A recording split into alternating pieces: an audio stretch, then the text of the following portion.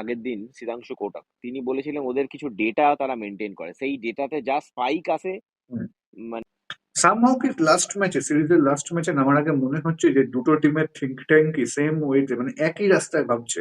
যেহেতু সামারটা এগিয়ে এসছে, উইকেট গুলো কিন্তু এতটা টায়ার্ড নয় যতটা হয়তো এর আগে আমরা দেখতাম।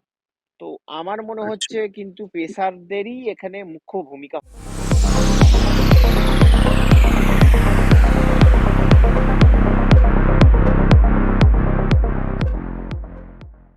নমস্কার। উইলড উইলে আবার আপনাদের সকলকে স্বাগত। আজকে আবার ওভাল থেকে আমাদের সঙ্গে রয়েছেন সন্দীপন ব্যানার্জি। সন্দীপন, তোমাকে উইলড উইলে আবার স্বাগত। ম্যাচ ডের আগে এটা বোধহয় ইংল্যান্ড ট্যুরে আমাদের শেষ অনুষ্ঠান। হ্যাঁ, মানে ইংল্যান্ড ট্যুরের শেষ প্র্যাকটিস সেশনটা আজকে আমরা দেখলাম ভারতীয় দলের, হুম। দুটো দলেরই ইনফ্যাক্ট। আর হ্যাঁ, মানে the tour is finally coming to an end, মানে প্রি ম্যাচ হয়ে গেল, এবার যাবতীয় যা চর্চা হবে সেটা ম্যাচ নিয়ে হবে। ম্যাচ এবং পোস্ট বা ম্যাচ। হ্যাঁ, তো ভারতীয় দল যে জাস্ট প্র্যাকটিসটা ফিনিশ করে ওরা বেরোলো। আচ্ছা, ওকে। তো আজকের প্র্যাকটিস থেকে কি কি তুমি আপডেট পেলে এবং কি কি আভাস পেলে প্রথম 11 নিয়ে? ইংল্যান্ডে তো প্রথম 11 অ্যানাউন্স হয়ে গেছে, ভারতের ক্ষেত্রে কি কি আভাস পেলে এবং কি মনে হচ্ছে তোমার, সেগুলো নিয়ে যদি একটুখানি বলো আজকে। আম, ভারতের প্র্যাকটিস সেশন থেকে এটাই আভাস পেলাম যে তারাও কিন্তু এই যে এখানে ওভালের যে পিচটা না, হুম। এই পিচটায় কিন্তু লাইভ ঘাস আছে এবং ম্যাচে কিন্তু বৃষ্টির সম্ভাবনা আছে, যেমন কালকেই কিন্তু মানে ম্যাচের সময় হুম। বৃষ্টির সম্ভাবনা আছে। এবং throughout this test match এক এক দুটো দিন যদি আমি বাদ দিই, hmm. There will be some rain around. আচ্ছা। আর সেক্ষেত্রে আর পিচে কিন্তু লাইভ, যেটা দুটো ক্যাপ্টেনই বললেন বেসিক্যালি, যদিও স্টোকস ক্যাপ্টেন নন, তাও তিনি প্র্যাকটিস প্রেস কনফারেন্সে এসেছিলেন হুম। এই ম্যাচের জন্য, যেহেতু তিনি খেলবেন না তো তাও তিনি এসেছিলেন প্রেস কনফারেন্সে। তো উনিও বললেন এবং শুভমান গিলেরও যেটা অ্যাসেসমেন্ট, উইকেটে কিন্তু ঘাস আছে এবং এটা লাইভ ঘাস, হুম। সুতরাং বল কিন্তু ফাস্ট বোলারদের জন্য আদর্শ সুযোগ এখানে। আর আমার মনে হয় দুটো টিমই কিন্তু ফাস্ট বোলিং নির্ভর টিম নিয়েই নামছে। ইংল্যান্ড তো অ্যানাউন্স করেই দিয়েছে, তুমি যেটা দেখলে, হুম। মানে বেথল লোন স্পিনার, বেথল তাও একজন all-rounder, is not a proper spinner also. আর ভারত, আমার মনে হয় ভারতও চারটে সিমার নিয়েই নামবে। অর্থাৎ তুমি বলছো কালকে যে আমরা প্রবাবিলিটিটার কথা বলছিলাম, যে কুলদীপ যাদবকে ইনক্লুশন করার একটা মানে কথা ভাবলেও ভাবতে পারে, এবং তিন তিন সিমারে গিয়ে, তো সেইটা হচ্ছে না বলছো তাহলে, অর্থাৎ সেই শার্দুল মোস্ট ঠাকুর, প্রবাবলি না। শার্দুল ঠাকুরই। মোস্ট প্রবাবলি হ্যাঁ, শার্দুল ঠাকুরের ওপরই আবার ভরসা রাখবে। মোস্ট প্রবাবলি কুলদীপের ইনক্লুশন হবে না। আচ্ছা, তার মানে আমরা কি মনে করতে আচ্ছা তাহলে ম্যানচেস্টারের যে ফার্স্ট ইলেভেন ছিল সেইখানে কি কি চেঞ্জেস আসছে বলে তোমার মনে হয়? জসপ্রীত বুমরার খেলার সম্ভাবনা কম। হুম। সেক্ষেত্রে জসপ্রীত বুমরার জায়গায় আকাশদীপ, মোটামুটি এটা শিওর যে আকাশদীপ খেলছে এই টেস্ট ম্যাচটা। হুম। আর আনসুলের জায়গায় আমার মনে হচ্ছে প্রসিদ্ধ কৃষ্ণা, এটা আমার পার্সোনাল মত। আমি জানি না, হর্ষদীপকে নিয়েও অনেকে বলছে, কিন্তু হর্ষদীপকে দেখে কিন্তু আমারও এখনো 100% মনে হলো না। আর যেহেতু মানে একটা লাস্ট ম্যাচে একটা ডেবিউ যেটা ব্যাকফায়ার করেছে ভারতীয় দলকে, হুম। এই ইম্পর্টেন্ট ম্যাচে, সেই ম্যাচে হয়তো ডেবিউ আমরা দেখার সম্ভাবনা কম, মানে আচ্ছা। At least on the bowling front. আচ্ছা। আচ্ছা, ওকে। আর বাকি টিমটা তো, তাহলে বাকি টিম নিয়ে তো আলোচনা করতে পারার কিছু নেই, কারণ সেটা একদম সেট জায়গা, সেট টিম রয়েছে। তো একদম। এ, ইংল্যান্ডের ফার্স্ট ইলেভেন নিয়ে তুমি যদি কথা বলবো, তাহলে ইংল্যান্ডের এই ফার্স্ট ইলেভেনটা, বেন স্টোকস বেরিয়ে গেলেন, জোফরা আর্চার নেই, এটাকে কতটা শক্তিশালী বলে তোমার মনে হচ্ছে? ইংল্যান্ডের ফার্স্ট ইলেভেন দেখো, বেন স্টোকস এর না থাকাটা একটা বড় ফ্যাক্টর, মানে বড় ফ্যাক্টর, এটাকে তোমাকে মানতেই হবে। কারণ বেন হুম। স্টোকস মাঠে থাকলে সেই যে একটা এক্সট্রা এনার্জি দেখা যায়, সেই এনার্জিটা ইংল্যান্ড মিস করবে। আমার মনে হয় বোলার বেন স্টোকস কে এই উইচে সব থেকে বেশি মিস করবে ইংল্যান্ড। ব্যাটিং ফ্রন্ট, আমার মনে হয় ব্যাটিংটাকে তারা আরো অ্যাড করেছে, কারণ Bethell is a proper batter, hmm. Batter who can bowl basically. Hmm. সেখানে ডসনের জায়গায় একটা একটা বেটার অপশন। তুমি Overton, Overton is also, he can also bat. Hmm. So আমার মনে হয় ব্যাটিং এ যতটা না মিস করবে, বোলিং এ তার থেকে বেশি তারা বেন স্টোকস এবং as a leader Ben Stokes K miss করবে। লিডার বেন স্টোকস কিন্তু ড্রেসিং রুমে থাকবেন, তিনি সেটা জানিয়ে দিয়েছেন। হুম। বুমরাও যেটা থাকবেন আর কি, বুমরাও ড্রেসিং রুমে থাকবেন। যদি তো বুমরা না খেলেন। যেটা সম্ভাবনা কম। সম্ভাবনা বেশি। সরি, যেটা সম্ভাবনা বেশি, সরি, হুম, মানে খেলার সম্ভাবনা কম আর কি। হ্যাঁ, হ্যাঁ। তো সেটা তো বুঝলাম, সেটা ড্রেসিং রুমে থাকবেন বেন স্টোকস, ঠিক আছে। কিন্তু ঘটনা হচ্ছে, হ্যাঁ, ফাস্ট বোলার মানে বোলার বেন স্টোকসকেই সবচেয়ে বেশি মিস করবে বলে আমারও মনে হয়, কারণ এই সিরিজে ইংল্যান্ডের সবচেয়ে ধারাবাহিক বোলারটার নাম বোধহয় বেন স্টোকস। একদমই, একদম, এই সিরিজে ইংল্যান্ডের best bowler by far Ben Stokes. তারা সেটা নিয়ে কোনো ডসনকে ওরা মানে, হ্যাঁ, সরি, হ্যাঁ, সেটা নিয়ে কোনো মানে আমার মনে হয় না কারোর কোনো ডাউট আছে বলে। ঠিক। আর বেন স্টোকস মানে irrespective of this test match, মানে he is the one of the candidates for player of the series award. যদিও সেটা শুভমান গিলের মনে হয় একটু এগিয়ে যাবে, কারণ শুভমান গিলের রানটা প্রচুর আছে, লিডার, ক্যাপ্টেন। তো দেখা যাক এখন কি হয়। তোমার কি মনে হয়, মানে আমি যদি তোমাকে এই জায়গা থেকে জিজ্ঞেস করি যে ডসনকে হঠাৎ 8 বছর বাদে ফিরিয়ে নিয়ে এলো, একটা ম্যাচ খেলালো, বাদ দিয়ে দেওয়া হলো আবার, কি মনে হলো এই ডিসিশনটা? ওরা বেথে আমার মনে হচ্ছে বেন স্টোকস চলে যাওয়াতে ওরা নিজেদের ব্যাটিংটা নিয়ে একটু কনসার্ন ছিল, তো they wanted to add a proper batter in it. আর বেথেল অনেকদিন ধরে স্কিম অফ থিংস এ ছিল, মানে বেথেলকে খেলানোর কথাও হচ্ছিল। অলি পোপ ইনিশিয়ালি ভাবা হচ্ছিল অলি পোপের জায়গায় খেলানো হবে। অলি পোপের ফর্মটা কনসার্ন ছিল, কিন্তু আলটিমেটলি বেথেলকে ওরা অ্যাসেজ এর আগে একটা ম্যাচ দিতে চেয়েছিল, টেস্ট করতে চেয়েছিল, সেটা পেয়ে গেল ওরা। সামহাও কি লাস্ট ম্যাচে, সিরিজের লাস্ট ম্যাচে নামার আগে মনে হচ্ছে যে দুটো টিমের থিঙ্ক ট্যাঙ্কই সেম ওয়েতে, মানে একই রাস্তায় ভাবছে? আমার মনে হয় দেখো, মানে হ্যাঁ, মানে টিম কম্বিনেশন নিয়ে তারা অবশ্যই একই রাস্তায় ভাবছে। কিন্তু আমার মনে হয় দুটো টিমই কিন্তু এই সিরিজটা খুব টায়ারিং সিরিজ হয়েছে, মানে দুটো ক্যাপ্টেনকেই বলতে শুনলাম আমি প্রেস কনফারেন্সে যে মানে একটা 5 ম্যাচের সিরিজ, সেখানে তুমি মাত্র দুটো ম্যাচের মাঝখানে 3-4 দিনের টার্ন ওভার টাইম থাকছে, টার্ন অ্যারাউন্ড টাইম থাকছে।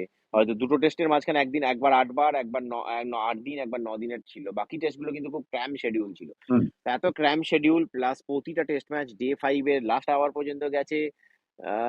সুতরাং খুব টায়ারিং সিরিজ ছিল, তো অ্যাবসলিউটলি। দুটো টিমই তার তার তার এফেক্টটা দুটো টিমের মধ্যেই আমরা দেখতে পাচ্ছি আর কি। ঠিক। আহ, তো তো হ্যাঁ, আমার মনে হয় মানে দুটো টিম, তাই জন্য থট প্রসেসটাও তুমি যদি দেখো দুটো টিমের সেমই। আর তাদের ইন্ডিয়া হয়তো যেহেতু একটু ওয়ার্কলোডটা বেটার করেছে, তাই জন্য তাদের যতটা ইনজুরি ইংল্যান্ডের ক্যাম্পে দেখা যাচ্ছে, ততটা ইনজুরি কিন্তু ইন্ডিয়ার ক্যাম্পে দেখা যাচ্ছে নেই। কেননা ইন্ডিয়া রোটেটেড দেয়ার প্লেয়ার, মানে স্পেশালি বোলার্স। হুম। কিন্তু একজন বাদে, দ্যাট ইজ মোহাম্মদ সিরাজ, যাকে নিয়ে আমরা গতকালও কথা বলছিলাম যে তার ওয়ার্কলোডের বিষয়টা, তুমি এখন যেহেতু বলছো যে মেবি জাসপ্রীত বুমরাহ মানে খেলার সম্ভাবনা যথেষ্ট কম, তাহলে সেই প্রশ্নটাই উঠছে, মানে এক একজনের ক্ষেত্রে এক এক রকম ওয়ার্কলোড ম্যানেজমেন্ট বা থিওরি কি চলছে? এটা নিয়ে কিন্তু খুব সুন্দরভাবে আমাদেরকে বুঝিয়েছিলেন আগের দিন সিদ্ধাংশু কোটাক। তিনি বলেছিলেন ওদের কিছু ডেটা তারা মেনটেন করে, সেই ডেটাতে যা স্পাইক আসে, হুম, মানে স্পাইক ইজ আনইউজুয়াল, মানে তার স্পাইক মিনস হচ্ছে যে তোমার ওয়ার্কলোড তোমাকে ম্যানেজ করতে হবে। হুম, তো তাকে তারা বেশি করে মানে ওয়ার্কলোড ম্যানেজমেন্টের মধ্যে আনে। এবার সিরাজ, তার বডি এরকম, তার মানে এখনো হয়তো সেই পারফরমেন্সে সেই ওরা কনসার্নটা ওরকম, ওরা কনসার্ন নয়, মানে টিম ম্যানেজমেন্ট বলো বলা যায়, যারা এটা টিপিক্যাল একদম স্পোর্টস সায়েন্সের ব্যাপার আর কি। মানে হুম। পুরোপুরি ওদের কাছে সবাইকার কাছে ওরা ওর পারফরমেন্স মনিটর থাকে, এবং ওদের প্রত্যেকজনের পারফরমেন্সকে মনিটর করা হয়। তো সিরাজের সেই হয়তো তারা সিরাজকে নিয়ে সেই কনসার্নটা হয়তো এখনো নয়, যেটা বুমরা বা অন্য বোলারদের নিয়ে। হুম। আচ্ছা, এই যে একটুখানি আবার সিরিজে ফিরি, সেটা হচ্ছে যে এই জায়গায় মানে আজকে যা দেখলে, এবং এখান থেকে তোমার কি মনে হচ্ছে সিরিজে 2-2 হওয়ার সম্ভাবনা কতখানি, নাকি সিরিজটা ইংল্যান্ডের পক্ষেই যাওয়ার সম্ভাবনা বেশি? এই একটা দেখো এই মানে আমি যদি আজকের পিচ দেখি, আজকের আজকে যদি ম্যাচ ডে -1-এ বসে তুমি আমাকে যদি তোমাকে বলতে বলো, আমি বলবো ভারত কিন্তু ফেভারিট এই টেস্ট ম্যাচে যাবে, অ্যাজ এ ফেভারিট এই টেস্ট ম্যাচে যাবে। এইবার কালকে টসটা একটা ফ্যাক্টর হবে উইথ রেইন অ্যারাউন্ড। আমার মনে হয় কালকে আর লাইভ ঘাস উইকেটে আছে, ideal condition for bowling fast. Hmm. আর আমার মনে হয় লজ অফ এভারেস্টটাও ইন্ডিয়াকে ফেভার করা উচিত, একটা টস তো জেতা উচিত আসলে ভারতের। না, আমি তো বলেই তো রোহিত শর্মার লিগ্যাসি কন্টিনিউ করছেন শুভমান গিল। হ্যাঁ, তুমি আজকে বসে যদি আমাকে জিজ্ঞেস করো, আমি বলবো ইন্ডিয়া ফেভারিট। তুমি বলছো যে ওভালের উইকেটে, হ্যাঁ আমি কনসিডার করছি যে বৃষ্টি হওয়ার সম্ভাবনা রয়েছে, লাইভ গ্রাফ রয়েছে। ওভালের উইকেটে ফার্স্ট ইনিংসে টসে জিতে বল করা মানে তোমাকে ফোর্থ ইনিংস ব্যাট করতে হবে। সেটা সেটা কি মানে ঠিকঠাক সিদ্ধান্ত বলেই তোমার মনে হয়? তুমি যদি অফ লেট দেখে থাকবে, ওভালে কিন্তু মানে রিসেন্ট টেস্ট ম্যাচেস যেগুলো, সেখানে কিন্তু পেসাররা বেশি উইকেট নিয়েছে। তুমি লাস্ট ইয়ার শ্রীলঙ্কার, আমি যদি দেখি শ্রীলঙ্কার টেস্ট ম্যাচটা, সেখানে কিন্তু পেসাররা ওয়াজ দ্য মানে পেসাররাই সব থেকে বেশি উইকেট নিয়েছিল দুটো টিমেরই, শ্রীলঙ্কান পেসাররা উইকেট নিয়েছিল। আর যেহেতু ইংল্যান্ডের টেস্ট সামারটা একটু এগিয়ে এসছে, বিকজ হুম, ইন অগস্ট, আগে কি হতো, ইংল্যান্ডের টেস্ট সামার শেষ হতো সেপ্টেম্বরে। সেপ্টেম্বর। হ্যাঁ, এখন কি হচ্ছে যে সামারটাকে ওরা এগিয়ে এনেছে, কেননা অগস্টে ওরা 100টা করাতে চায়। অগস্ট হচ্ছে এখানে সামার হলিডে, সেই সময় ওরা 100 করাতে চায়, হোয়াইট বল করাতে চায় বেসিক্যালি। তো তাই জন্য মানে, আর এক একটা ভেন্যুতে, যেমন আমি যেটা শুনছি যে ওভালে পুরো সিজনে 60টা ম্যাচ হয়, 60 ম্যাচেস। তাই জন্য আচ্ছা, উইকেট গুলো ওরা খুব ফার্ম বানায়। আর যেহেতু সামারটা এগিয়ে এসছে, উইকেট গুলো কিন্তু এতটা টায়ার্ড নয় যতটা হয়তো এর আগে আমরা দেখতাম। তো আমার মনে আচ্ছা, হচ্ছে কিন্তু পেসারদেরই এখানে মুখ্য ভূমিকা হতে চলেছে। ওকে। আর সেই কারণেই কি টিম ইন্ডিয়া শার্দুলের সঙ্গে যাচ্ছে? তবে এখানে প্রশ্ন হচ্ছে শার্দুলের পারফরমেন্স, তুমি যে যে যে টেস্টেই খেলেছেন উনি, সেইটা বিচার্য করে এই সিলেকশনটা নিয়ে তুমি কি বলবে? মানে না শুধুমাত্র মানে, condition? Shardul ads the balance, right? কেন তোমার এরা মানে তুমি চারটে ফাস্ট বোলারকে হয়তো খেলাতে পারো, সেক্ষেত্রে তোমার ব্যাটিংটা মানে আর একটু কম, ডেপথটা একটু কমে যাবে, যেটা ভারতীয় দলের থট প্রসেস, আমার থট প্রসেস নয়। I am in for 4 proper fast bowlers, but যেহেতু ভারতীয় দলে এটা থট প্রসেস, তা আমার মনে হয় তাই জন্য শার্দুলকে ওরা ভাবে যে ওই এক্সট্রা কুশনটা নাম্বার 8-এ, ওদের যে 40-45 রান, 30 রান, 35 রান, এটা ইম্পর্টেন্ট, তাই জন্য তারা শার্দুলকে খেলাচ্ছে। That is their thought process, তারা ওটাতে কমফর্ট জোন তাদের, তারা নিজেদের কমফর্ট জোনে থাকতে চাইছে। আমি গতকাল আমার রাজস্বীদার সঙ্গে কথা হচ্ছিল।